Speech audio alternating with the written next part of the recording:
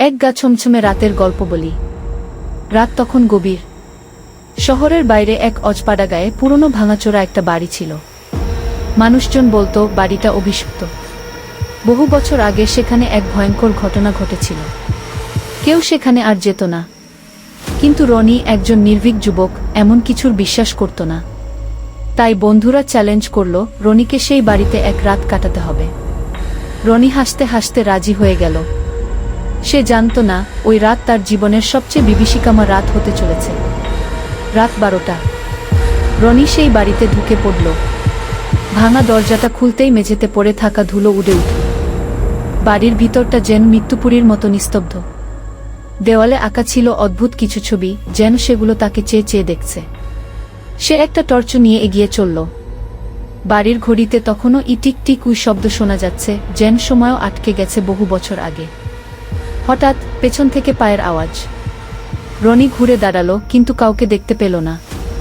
সে ভাবল হয়তো বাতাসে দরজাটা নড়ছে। কিন্তু সেই মুহূর্তেই তার গায়ে হিমশীতল একটা স্পর্শ অনুভব করল। রনি ভয়ে চমকে উঠল। পেছন ফিরে তাকাতেই দেখতে পেল একটা ছায়া ধীরে ধীরে তার দিকে এগিয়ে আসছে। ছায়াটা মানুষের মতো হলেও মুখটা ছিল অস্পষ্ট। রনি দৌড়াতে শুরু করল, কিন্তু পা যেন ভারী হয়ে গেল। ছায়াটা ক্রমশ তার কাছে আসছে। হঠাৎ ছায়াটা একটা শীতল কণ্ঠে বলল, তুমি কেন এখানে এসেছ? ফিরে যাও। রনির গলা শুকিয়ে গেল, সে কথা বলতে পারল না। ছায়াটা আরও কাছে আসতে থাকল। তার চোখগুলো যেন দহন করা অগ্নির মতো জ্বলজ্বল করছে। রনি ভয়ে দরজা খুঁজে বেরিয়ে যেতে চাইল, কিন্তু বাড়ির দরজাগুলো সব বন্ধ হয়ে গেল।